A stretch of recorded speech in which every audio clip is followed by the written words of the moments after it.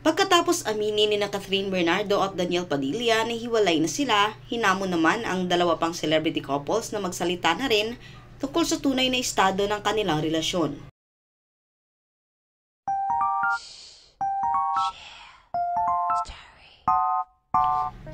Wasak ang puso ng mga kapamilya, kaibigan at supporters ni na Kath at DJ dahil sa ginawang pag-amin ng dating magjowa na totoong break na sila.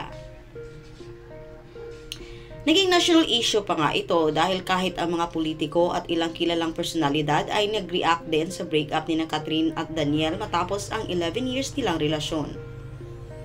Pahayag ni Catherine, "I know what many of you are thinking right now. I'm well aware of the rumors and speculations going around.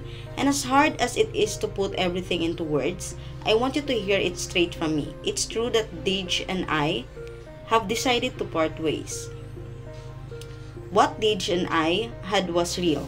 It was never for show. We were together not because of the cameras, not because of the fans, not because of the money that comes with a successful love team.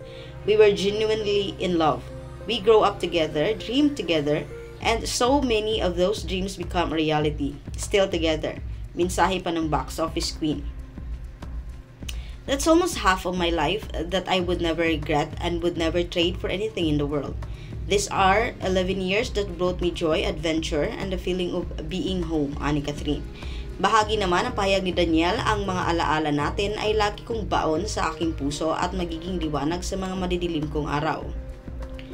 Thank you for dancing with me during my highs and thank you for singing with me during my lows. Our lives may drift away, but our love will still ride that tide," dagdag ni DJ. At sa gitna ng mga pagluluksa ng Katniel fans, hinamon naman ng netizens ang mga magjowang Kim Chiu at Sian Lim, pati na sina Richard Gutierrez at Sara Labate na magsalita na rin tungkol sa umano'y kanila ring paghihiwalay.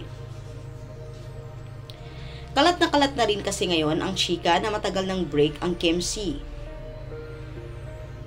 at sina Sara at Richard, pero hanggang ngayon ay wala pa ring denial o confirmation na nanggagaling sa kanila. Kamakailan ay tila nagpahiwatig na si Kim sa real score sa kanila ni Sian, kung saan nakiusap siya na ibalato na lang muna sa kanila ng aktor ang kanilang privacy. Sa isang panayam, nakiusap ang dalaga na ibalato na muna sa kanila ni Sian ang tungkol sa balitang nagkanya-kanya na sila ng landas, makalipas ang mahigit isang dekadang relasyon. "Grabe, sa amin na lang yon. We'll just keep it to ourselves na muna," ang pahayag ng kapamilya star. Bago ito, dininay ni Kim na naghiwalay na sila ng kanyang boyfriend matapos mapansin ng mga netizens na napakatagal na nilang hindi nagpo-post ni Sian ng pictures nila together sa SOCMED.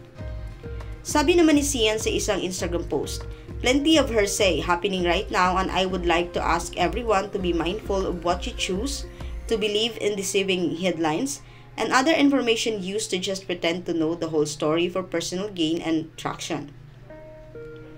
I ask to be mindful of what you share. Leave my family and friends out of this insignificant issue compared to what is happening in the world, our country, or even deep within ourselves. I am in the entertainment industry, but I am not here to entertain. I am here to express. I am here to breathe life to the characters I play. I am here to tell you a story in whatever shape or form it may be," aniya pa. Samantala, nananatili namang tahimik at dedma sina Richard at Sara sa mga chikang hiwalay na rin sila dahil nga hindi na raw nagpo-post ang mag-asawa ng mga photos nila together. Kaya naman ang challenge sa kanila ng netizens, magsalita na sa publiko at matapang na aminin kung ano man ang totoo tulad ng ginawa ni Kath at DJ. Pero pagtatanggol naman ng mga supporters ng mag-asawa, walang karapatan ng mga tao na diktahan sila kung aaminin o hindi dahil personal na buhay na nila yan.